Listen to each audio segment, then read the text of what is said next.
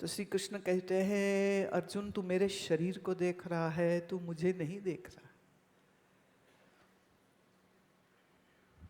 तू शरीर को मैं मान रहा है और मैं तो शरीर हूं नहीं। तो जिस मैं को मैं कह रहा हूं, वह तो नित्य शुद्ध बुद्ध मुक्त आत्म स्वरूप ब्रह्म स्वरूप को मैं कह रहा हूं। मैं इस देह को मैं कह ही नहीं रहा हूं। देह अभी हुई है, मैं तो पहले भी था, आगे भी रहेगा। यह मैं आत्म स्वरूप है। आत्मा का नाश कभी हो नहीं सकता और देह हमेशा रह नहीं सकता। शरीर हमेशा टिकेगा नहीं, आत्मा का नाश कभी होगा नहीं। तो अर्जुन, जिसको तू मैं समझ रहा है वो मैं है ही नहीं। वो मैं है ही नहीं। और तू किस चक्कर में पड़ गया है? तू मुझे देख, मेरे स्वरूप को देख। और जब श्री कृष्ण कहते हैं तू मेरे स्वरूप को देख, तो वहां वो अर्जुन को अपना मैं जानने देखने को कह रहे हैं। क्योंकि चेतन दो चार तो होते नहीं हैं।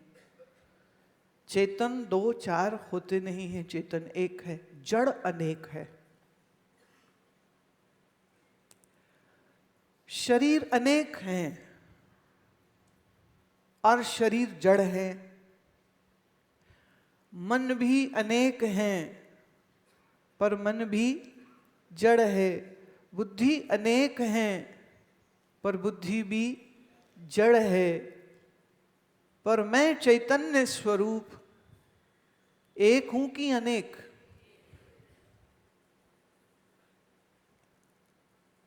जब आप मन को देखेंगे तो मन के आधार से मन वाली मैं अनेक हो जाती है। पर जब आप मन के साथ मैं न जोड़ें और मन के बिना मैं क्या है ये जब आप समझते हैं, तो वह मैं अनेक नहीं है, वह तो एक ही है। अब यही मैं जो एक है, जो नित्य है, जो शुद्ध है और जो अनंत है। अनंत माने जिसका अंत नहीं हो। अपरिछिन्न, परिछिन्न, परि माने सीमा, छिन्न माने कट जाए। जो किसी सीमा से कट जाए वो हुआ परिछिन्न, और जो किसी सीमा से न कटे वो हुआ अपरि। क्या बढ़िया है ना भाषा ये। परिछिन्न और अपरिछिन्न। देह मन बुद्धि है क्या? अपरिछिन्न, परिछिन्न। और आत्मस्वरूप है अपरिछिन्न। ये अपरिछिन्न जब मन में छलका, मन में प्रतिबिंबित हुआ, तो इसी का नाम जीव हो गया। जैसे आकाश का चंद्रमा, नीचे लाखों घड़े थे पानी से भरे हुए, उस पानी में जब छलका चंद्रमा तो चांद के कितने ही स्वरूप बन गए। चांद के कितने ही स्वरूप बन गए। उन स्वरूपों को हम क्या कहेंगे? प्रतिबिंब। क्या कहेंगे? बिंब और प्रतिबिंब। बिंब द ओरिजिनल ऑब्जेक्ट, प्रतिबिंब द रिफ्लेक्टेड ऑब्जेक्ट। आप अपनी शक्ल जब शीशे में देखते हैं तो आपकी शक्ल जैसी है वैसी दिखेगी कि कुछ और ही दिखने लग जाएगा? जैसी है वैसी दिखेगी।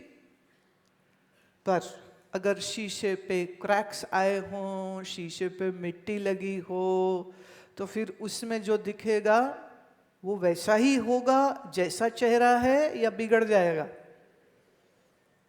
हाँ, बिगड़ जाएगा। अच्छा, बिगड़ गया है शीशा, इसलिए जो दिख रहा है वो भी बिगड़ा हुआ दिख रहा है। तो उसमें तुम्हारा चेहरा नहीं बिगड़ा, पर तुम्हारी जो छवि बनी शीशे में वो बिगड़ गई है। तो अब हम ठीक किसको करें, अपने चेहरे को कि शीशे को? मैं बहुत सरल करके वेदांत समझा नहीं हूं। अगर किसी को मैं दिखाई नहीं दे रही हूं तो थोड़ी अपनी जगह हिल हुल के आंख से आंख मिलाने की चेष्टा करना, और बहुत एकाग्र होके सावधान होके इसको समझो।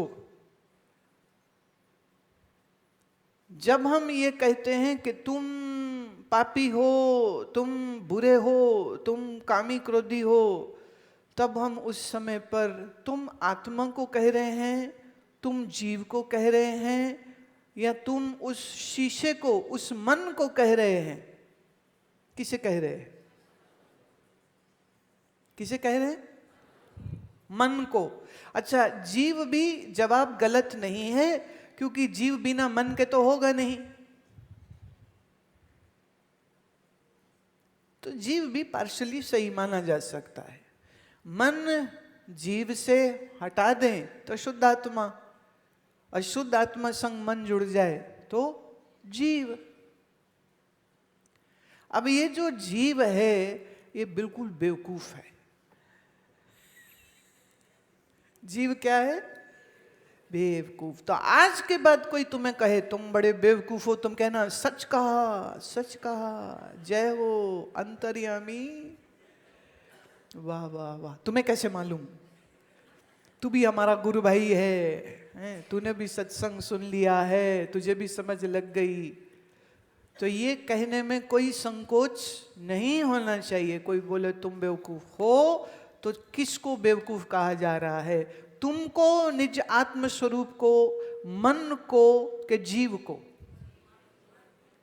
तो मन में बेवकूफी होती है, आत्मा में कोई बेवकूफी नहीं होती है।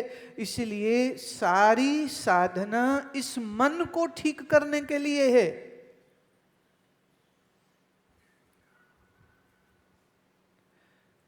क्योंकि मन चंचल, तो तुम्हें लगेगा मैं चंचल।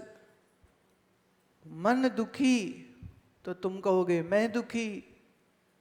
मन परेशान, तुम ऐसे बेवकूफ हो। देखो आज बेवकूफ वर्ड चलेगा, आ गया है।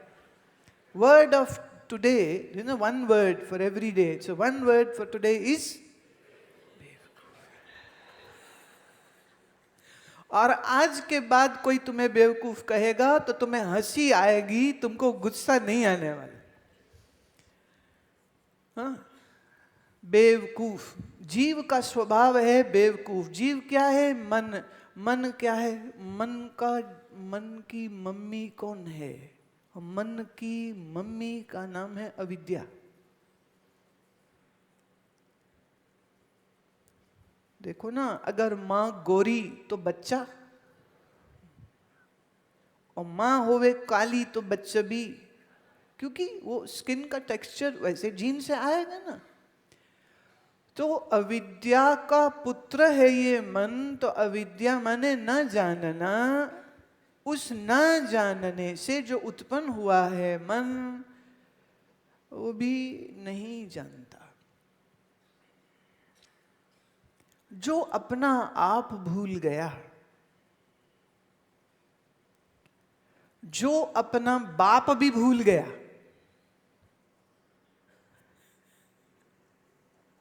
उसे क्या कहेंगे? बेवकूफ।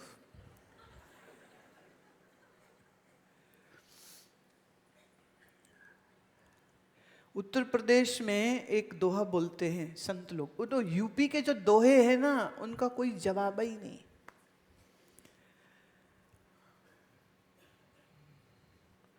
संत न होते जगत में तो राम रहते निपूत। संत न होते जगत में तो राम रहते निपूत। संत सिखाए जीव को, तू है राम कपूत सियावर रामचंद्र की जय, सवन पुत्र हनुमान की जय, सियापति रामचंद्र की जय, पवन सुत हनुमान की जय। बोले संत नहीं होते इस संसार में तो राम को बाप कहने वाला कोई जीव होता ही नहीं। ये तो सत्संग है, ये तो संत हैं जो तुम्हें सिखाते हैं कि ईश्वर ही तुम्हारे माता पिता हैं। तुम शरीर नहीं हो, तुम मन बुद्धि नहीं हो, तुम हो जीव। भक्ति मार्ग यहां से शुरू होता है। तुम हो जीव और ईश्वर तुम्हारा पिता है। पिता हमस्य जगतः, ईश्वर कह रहा है ना गीता में, मैं बाप हूं सबका। पिता हमस्य जगत, इस सारे जगत का पिता हूं मैं।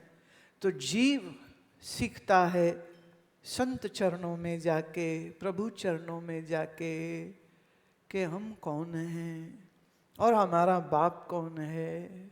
हमारा बाप राम है, तो राम के हम पुत्र हैं। क्योंकि उसके पहले मैंने कहा ना, तुम जो शरीर के माता पिता हैं उन्हीं को अपना माता पिता समझते हो। फॉर्म में भी फिल करना पड़ता है ना, कौन है बाप कौन है माँ, तो उनका नाम लिखना पड़ेगा। और किसका लिखेंगे?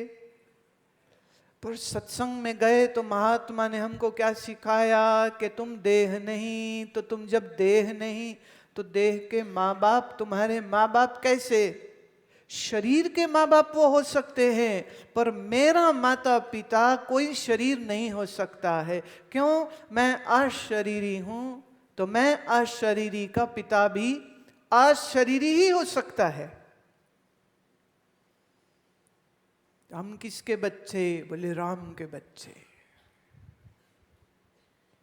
तो जीव है अविद्या वाला, अविद्या के कारण अपना स्वरूप भी भूल गया, परमात्मा का स्वरूप भी भूल गया, जगत को सच मानने लग गया और जगत के पीछे सुख पाने के लिए भागने लग गया।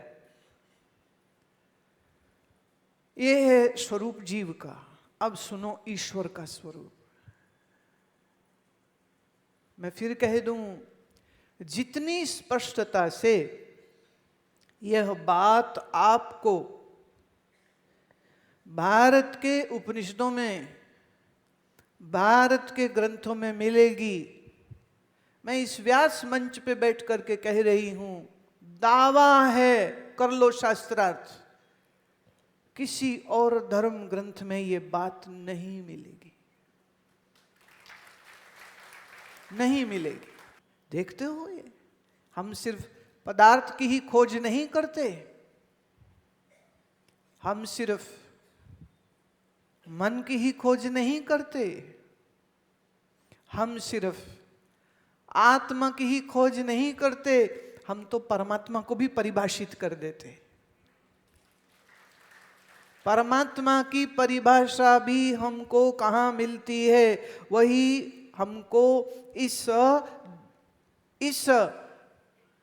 भारत के अद्भुत ऋषियों की दी हुई श्रुतियों स्मृतियों से हमको प्राप्त हो जाती है। माया वशिष्ठ चैतन्य का नाम ईश्वर है। ब्रह्म का प्रतिबिंब जब माया में हुआ तो उसी का नाम ईश्वर है। जैसे आत्मा का जो प्रतिबिंब मन में पड़ा तो उसका नाम हुआ था जीव, ऐसे ही ब्रह्म का जो प्रतिबिंब माया में हुआ उसी का नाम हुआ ईश्वर।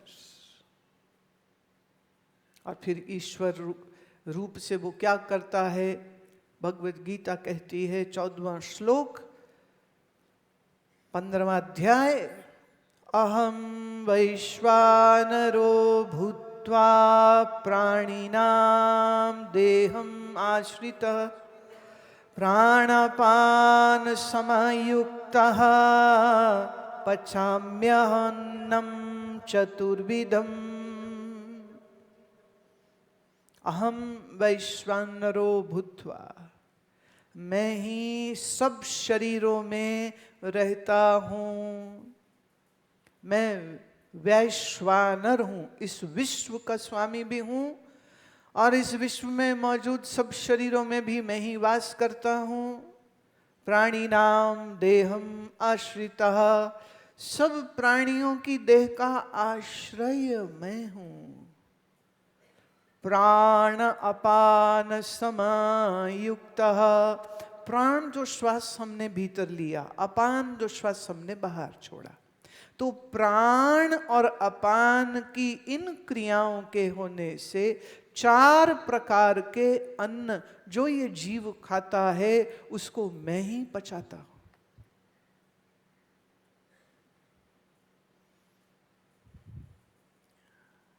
चार प्रकार के अन्न जो जीव खाता है उनको पचाता भी मैं ही हूं।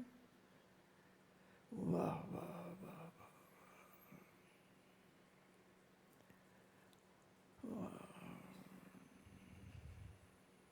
पूछा प्रभु तेरा स्वरूप कैसा है, तो कहा ना तदभास्यते सूर्यो न शशांको न पावकः यद्गत्वा न निवर्तन्ते तद्धाम परमं मम।